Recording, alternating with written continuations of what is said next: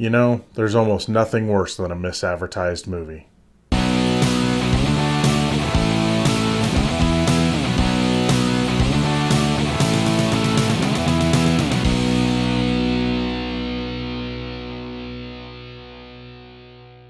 Hey everybody, what's going on? Today we're going to be talking about Joel Edgerton's new psychological thriller, It Comes at Night. Secure within a desolate home as an unknown threat terrorizes the world, a man has established a very strict home life with his wife and son, but this will soon be put to the test when a desperate young family arrives seeking refuge.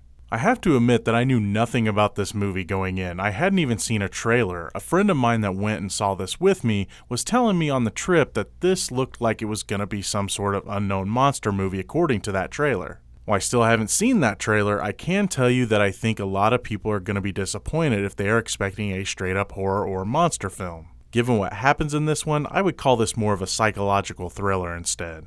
While there was a lot to like about this film, such as the slow burn that leads to a very intense finale, I still can't bring myself to recommend it. My biggest problem with it is the nightmares that the main family son has throughout the whole movie. While I think I understand why he was having them, I still didn't feel like they fit the personal story that the overall movie was trying to tell. The nightmares are kind of creepy in their own right, but I didn't feel they had any real bearing on the story as a whole, despite trying to.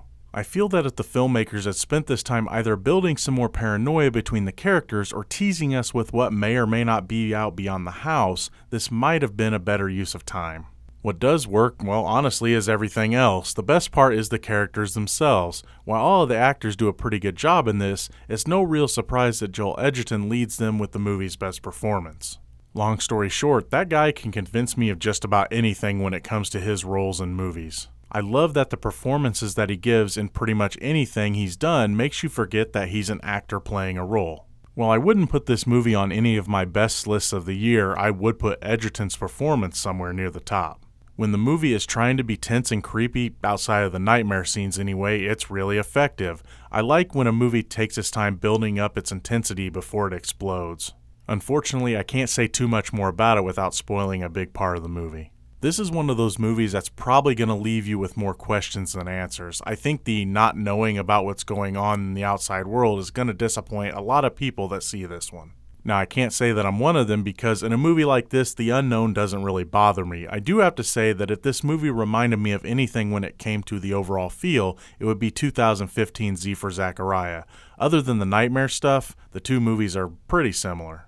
Like I said before, despite liking what I liked about this one, I still can't really recommend it except for maybe as a rental. I think that this one felt too much like two different movies to really work as one.